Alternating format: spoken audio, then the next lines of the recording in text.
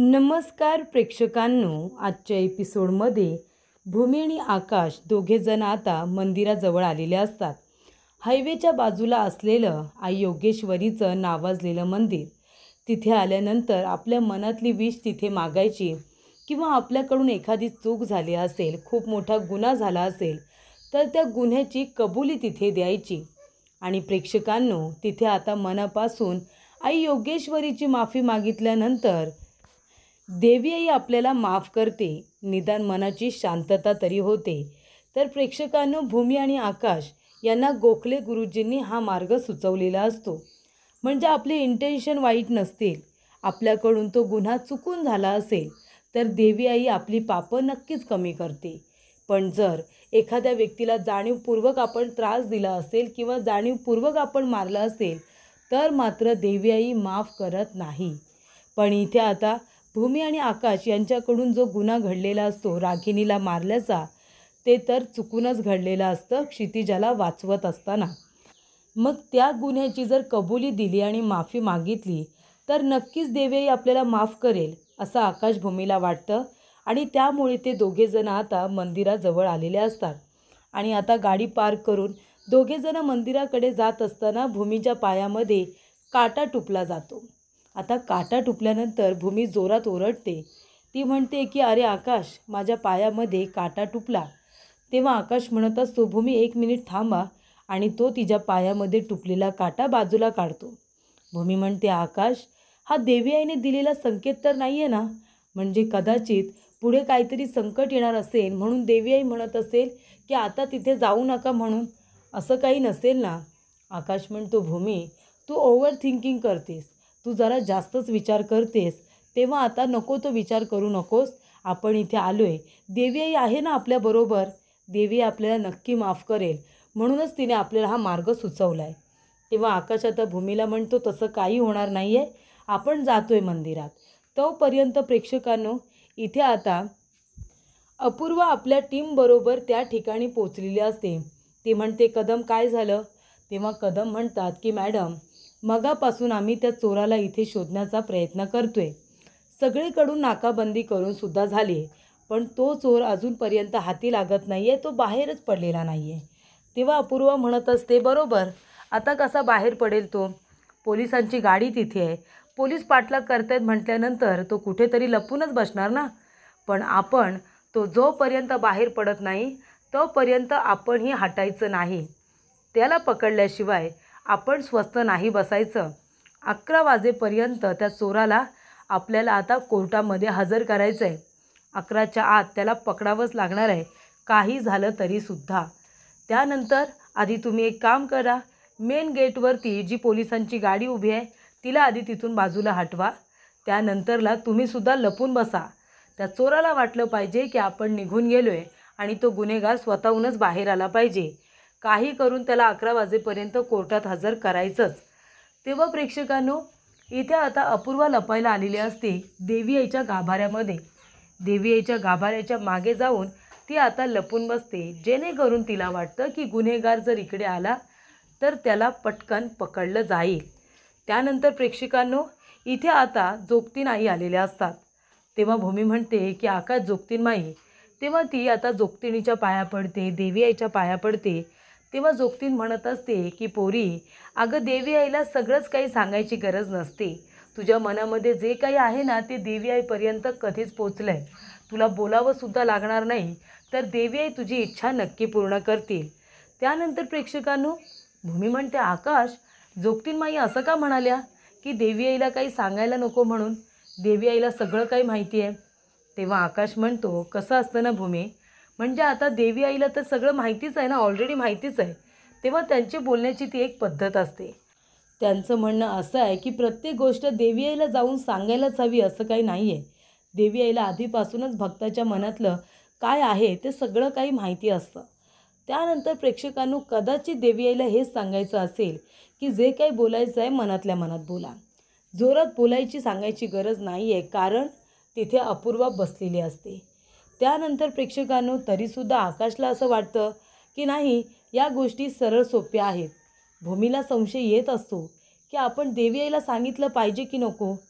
आकाशला वाटत असतं की नाही आपण जर इथपर्यंत पोचलो आहे म्हणजे नक्कीच देवी याची इच्छा असेल की आपण तिच्यासमोर सगळं कन्फेस केलं पाहिजे, आपण तिला सगळं सांगितलं पाहिजे.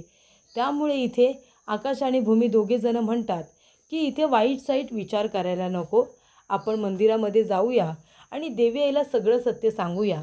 हे बघ, आपण इथे कशाला आलो आहे? आपल्या मनशांतीसाठी आलो आहे. देवी आईसमोर सगळं कन्फेस केल्यानंतर कदाचित आपल्या मनाला शांतता मिळेल असं आकाशला वाटत असतं. त्यामुळे तो म्हणतो काही झालं तरीसुद्धा आपल्याला मंदिरामध्ये जाऊन आता देवी आईसमोर सगळं मान्य करावंच लागेल. तेव्हा प्रेक्षकांनो, भूमी आकाश दोघेजणं देवी आईच्या गाभाऱ्यामध्ये येतात आणि आता पाठीमागे इथे आता लपून बसलेली असते ती म्हणजे अपूर्वा. तिच्याबद्दल आकाश भूमी दोघांनासुद्धा काही माहिती नसतं. तेव्हा इथे आकाश आणि भूमी बोलायला सुरुवात करतात. ते म्हणतात की देवी आई, तुला तर सगळंच माहिती आहे, पण तरीसुद्धा आमच्या मनाच्या शांततेसाठी, आमचं जे मनामध्ये गिल्ट आहे ते कमी करण्यासाठी आम्ही इथे आलो आहे.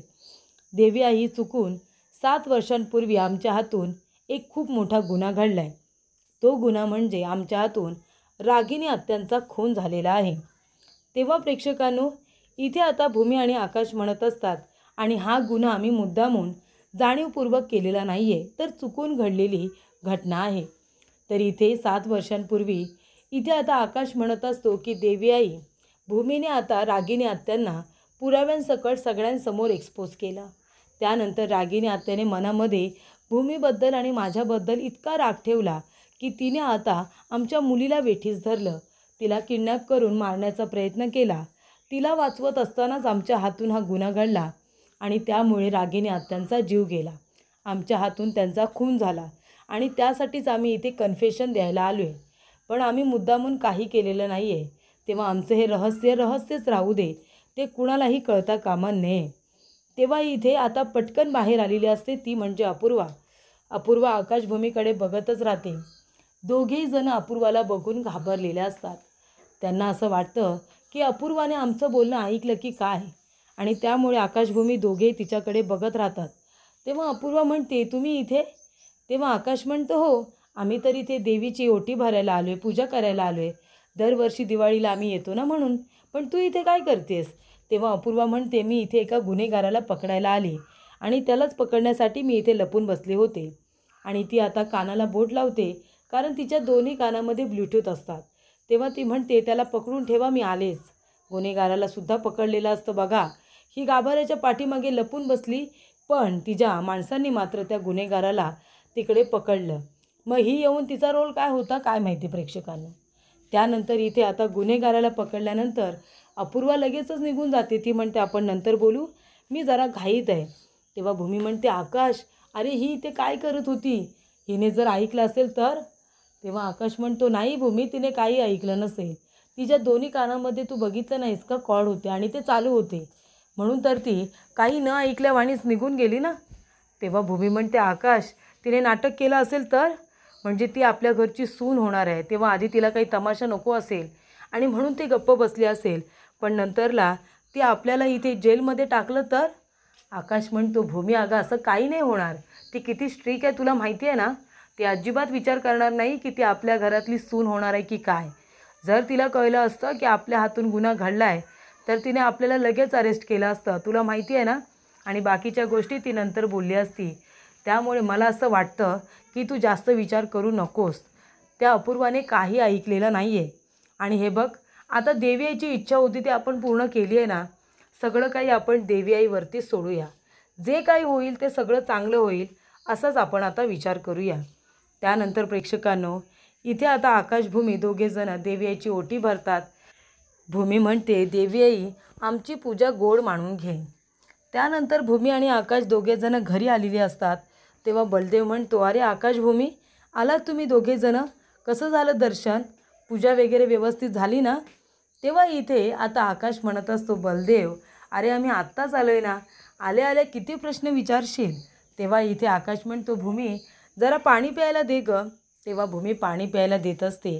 तेव्हा इथे बलदेव म्हणत असतो, पण आकाशभूमी, तुम्ही दोघेजणं त्याच मंदिरामध्ये दर्शनासाठी का गेला होतात? म्हणजे त्या मंदिरामध्ये दर्शनासाठी ते लोक जातात ज्यांनी काहीतरी चूक केली असते काहीतरी गुन्हा केलेला असतो आणि त्या गुन्ह्याची माफी मागण्यासाठी काही लोक तिथे जातात असं अपूर्वा म्हणत होती. अपूर्वासुद्धा तुम्हाला तिथे भेटली होती ना? तिचा फोन आला होता मला, तिने मला सांगितलं. तेव्हा आकाश म्हणतो, अच्छा म्हणजे अपूर्वाचा फोन आला होता का तुला? तिने लगेच सांगितलंसुद्धा आमची आणि तिची भेट झाली ते. तेव्हा बलदेव म्हणतो, हो तिनेच मला सांगितलं. त्यानंतर प्रेक्षकांनो मानसीसुद्धा तिथे आलेली असते.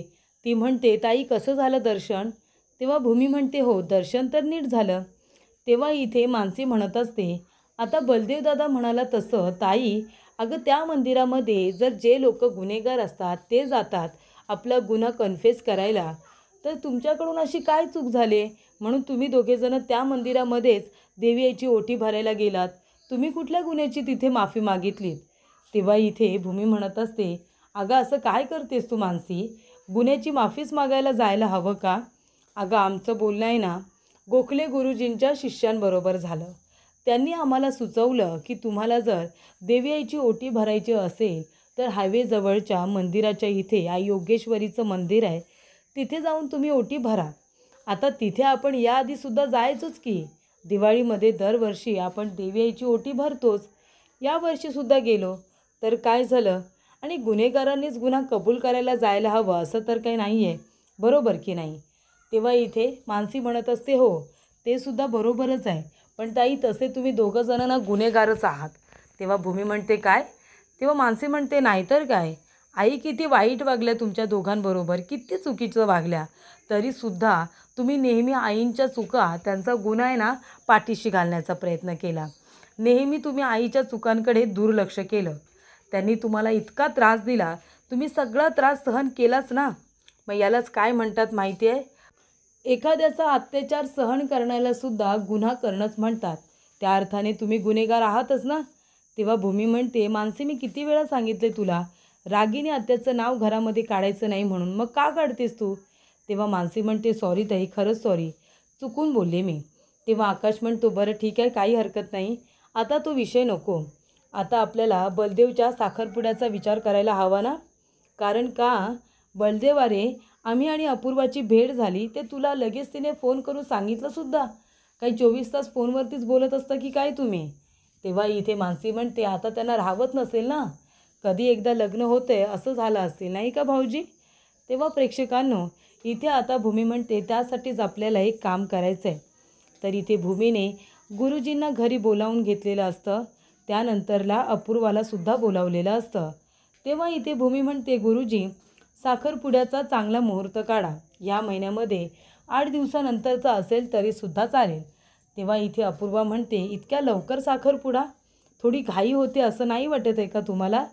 तेव्हा इथे अथर्व म्हणतो की तुम्हाला वाटते की घाई होते का, पण आमच्या भावाला तर वाटतंय कधी एकदाचं घाईघाईने लग्न होतं आहे आणि तुम्ही या घरामध्ये येत आहे.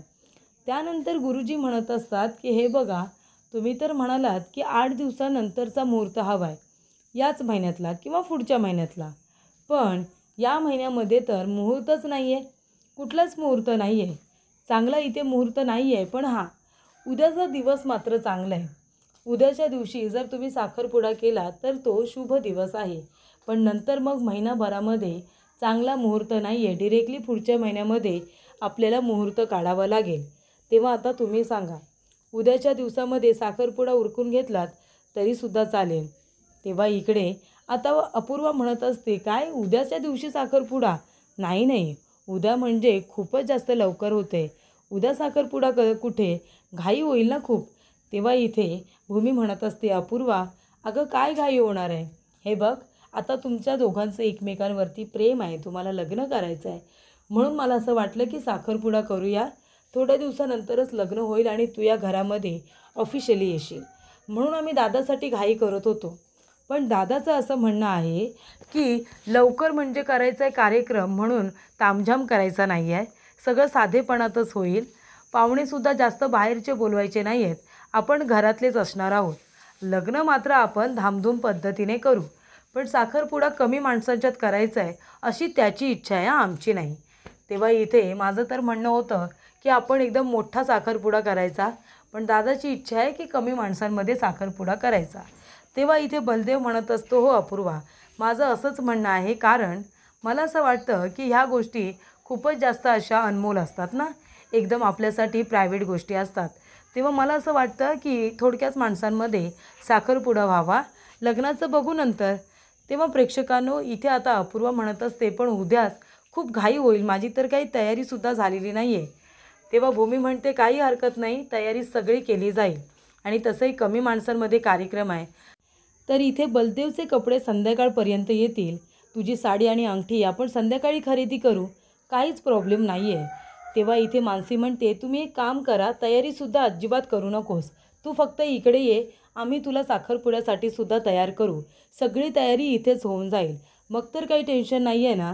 तेव्हा अपूर्वा म्हणते, ठीक आहे, आता तुम्ही सगळंच ठरवले म्हटल्यानंतर मी काय बोलणार. करूया उद्या साखरपुडा. मी उद्याची सुट्टी टाकते, माझ्या सिनियरबरोबर बोलते आणि उद्या मी वेळेवरती इथे येते. तेव्हा भूमी म्हणते, ठीक आहे, ही तर खूप चांगली गोष्ट आहे.